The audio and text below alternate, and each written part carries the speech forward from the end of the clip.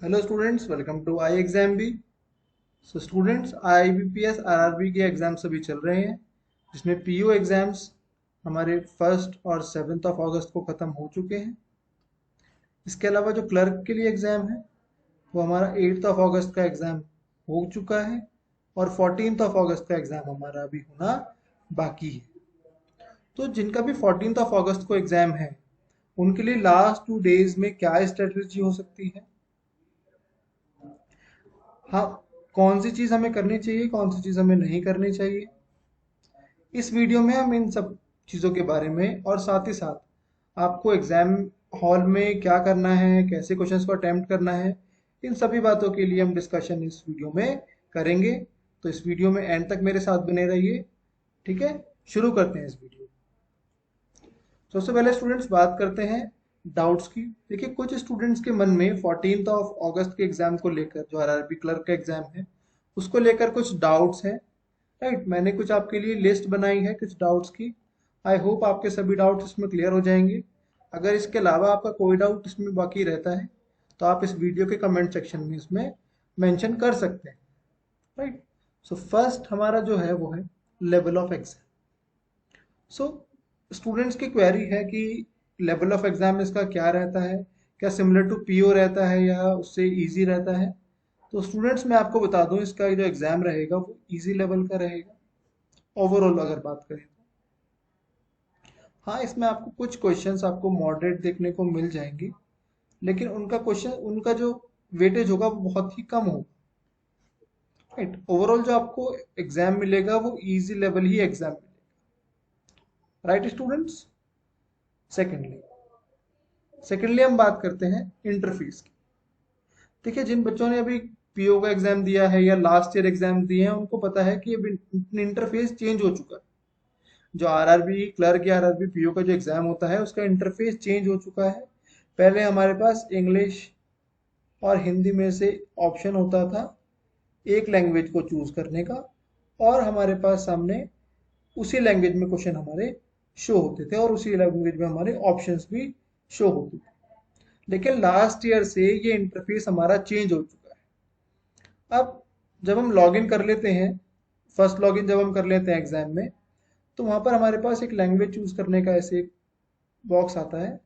तो इसमें मान लीजिए किसी स्टूडेंट ने यूपी से अप्लाई किया, तो यूपी में जो लैंग्वेजेस थी वो हिंदी और उर्दू, ये दो ऑफिशियल लैंग्वेज जो हमारे नोटिफिकेशन में बताई गई थी, उसके अकॉर्डिंग हिंदी और उर्दू यूपी स्टेट वालों के लिए लैंग्वेजेस अलाउड।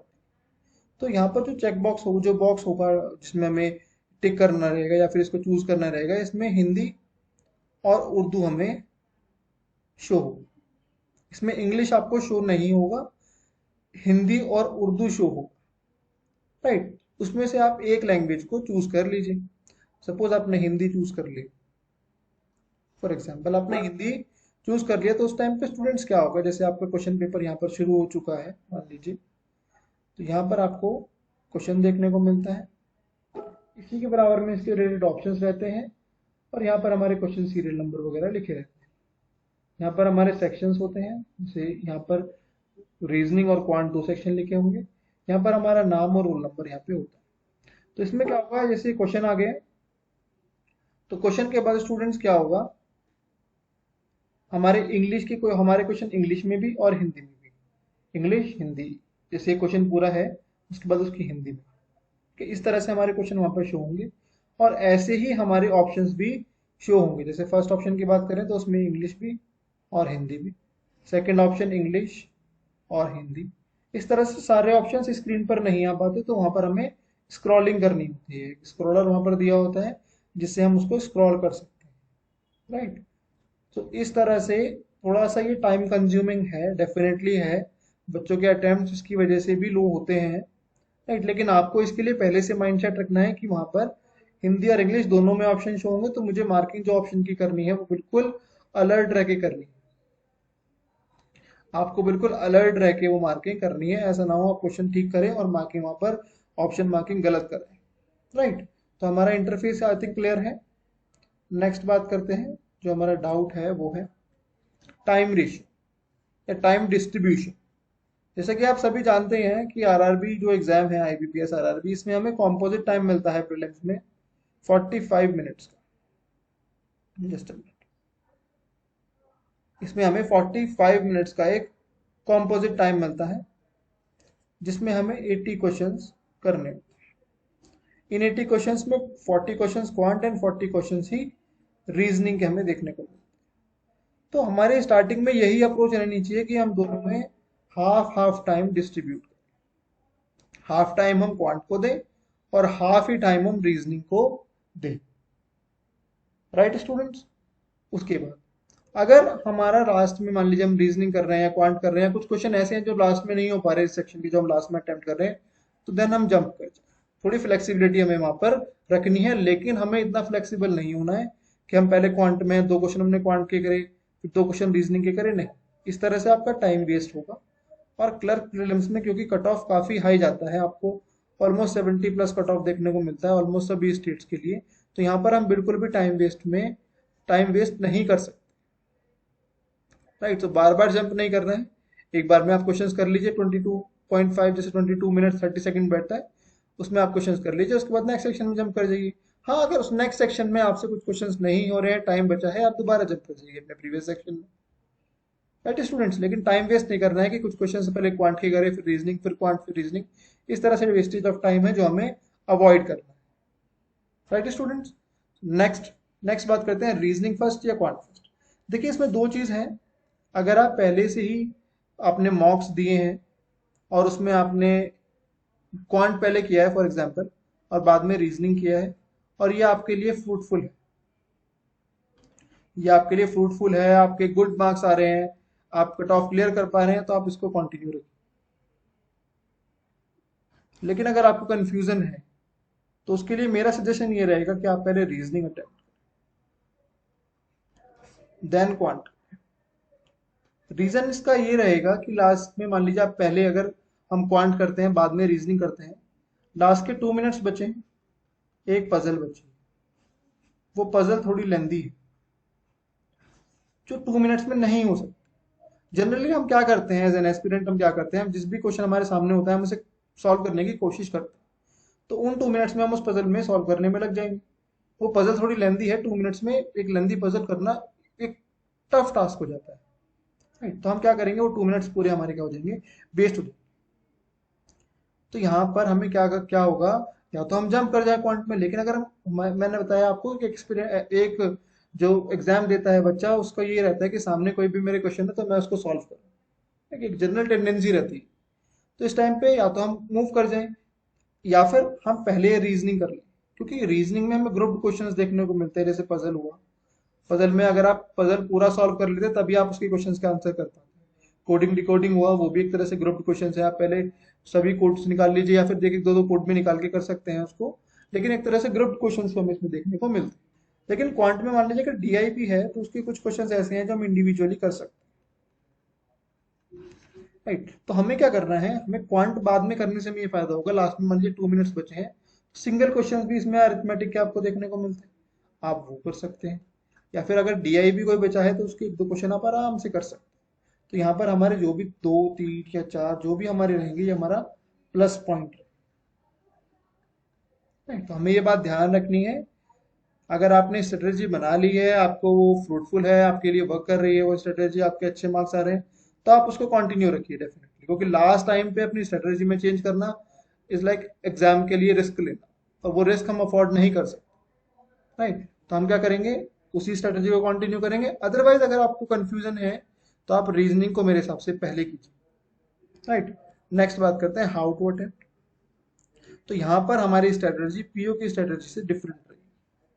पीओ में हम क्या करते हैं, हम एक बार क्वेश्चन का सिलेक्शन कर लेते हैं, एक बार देख लेते हैं, सिलेक्शन कर लेते हैं कि पहले क्वांट की बात करें तो पहले नंबर सीरीज हो गया, क्वाड्रेटिक इक्वेशंस हो गई, हमने ये पहले कर लिया ताकि हमारे कुछ मार्क्स जो है वो पक्के हो जाए। या फिर रीजनिंग की बात करें तो पहले इनइक्वालिटी हमने कर लिया, है ना, या फिर से लॉग्स कर लिए। तो इस तरह से क्या होता है, हमारा थोड़ा एक अटेम्प्ट अच्छा हो जाता है, क्योंकि पीओ में इतनी हाई कट ऑफ नहीं जाता। लेकिन क्लर्क में आप देखते हैं कि 70+ ही कट ऑफ आपको देखने को मिल रहा है लगभग सभी मेजर स्टेट्स का। तो यहाँ पर हम क्वेश्चन के सिलेक्शन में हम टाइम वेस्ट नहीं करेंगे। यहाँ पर हम जो भी सीरियल वाइज क्वेश्चन होंगे हम उनको ही करते, राइट। हाँ, अगर एंड में आपके एक 2-3 मिनट बचे हैं और जिसमें आप क्वेश्चन है वो नहीं हो पा रहा है, वो आपको दिख रहा है थोड़ा लेंदी है, तो आप स्किप कर जाइए, है ना, आप उस टाइम पे मूव कर जाइए। लेकिन स्टार्टिंग से ही क्वेश्चंस को चूज करना कि पहले ये कर लेते हैं, पहले नंबर सीरीज कर लेते हैं, या रीजनिंग की बात करें तो पहले सिलॉग्स कर लेते हैं, ये एक अच्छी स्ट्रेटेजी नहीं होगी आरआरबी क्लर्क के पॉइंट ऑफ व्यू से। क्योंकि वहां पर हमारे पास एक तो लिमिटेड टाइम है 45 मिनट्स का, ऊपर से हमें कट ऑफ भी क्लियर करना है जो 70+ ऑलमोस्ट रहता ही है, राइट। तो यहाँ पर हम टाइम वेस्ट बिल्कुल नहीं करेंगे, टाइम को ज्यादा से ज्यादा यूटिलाइज करने की कोशिश करेंगे, राइट। तो ये कुछ डाउट्स थे जो मैंने क्लियर किए यहाँ पर। इसके अलावा मेरी तरफ से कुछ टिप्स हैं आप सभी के लिए, आपको अगर अच्छे लगते हैं टिप्स को फॉलो कीजिए, राइट। तो पहला टिप है कि don't be nervous, try to keep काम।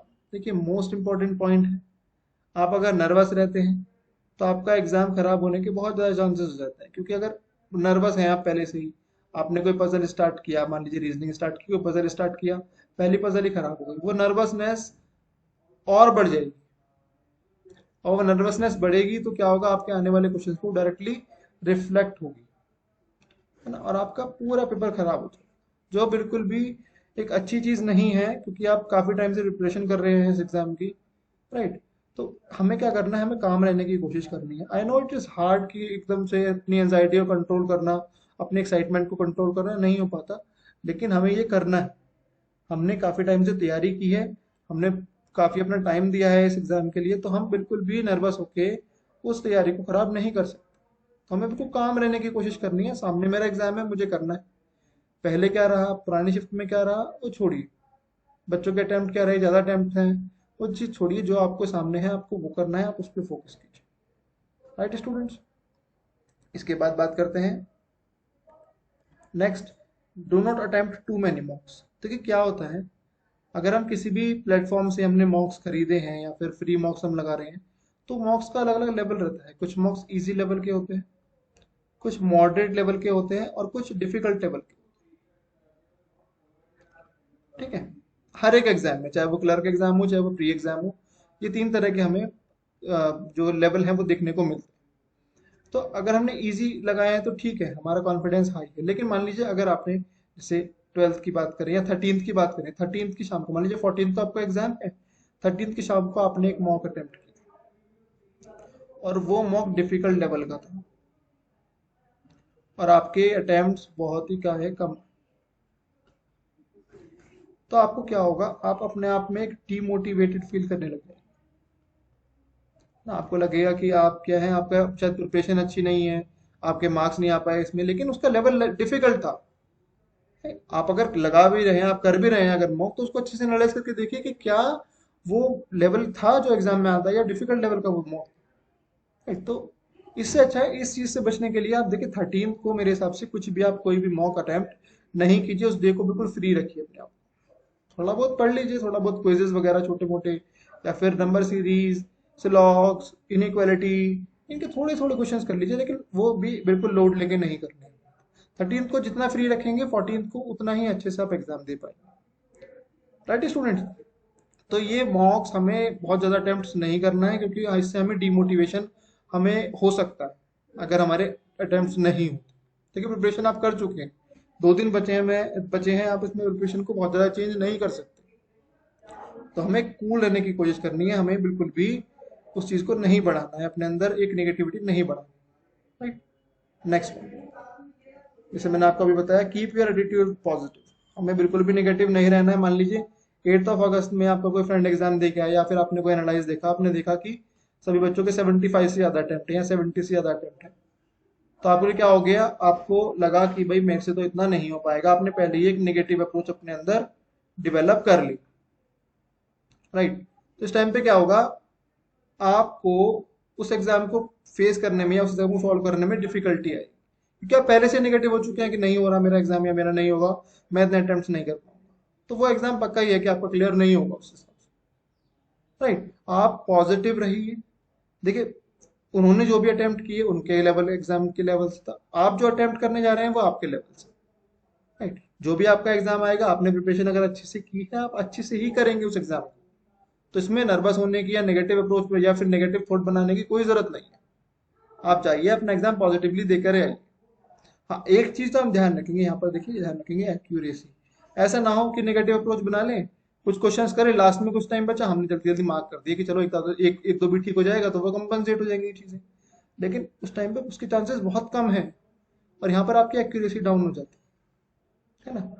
क्या होता है जब मल्टीपल शिफ्ट में मल्टीपल डेज में एग्जाम होता है तो वहां पर एक फैक्टर आता है जिसे हम बोलते हैं नॉर्मलाइजेशन।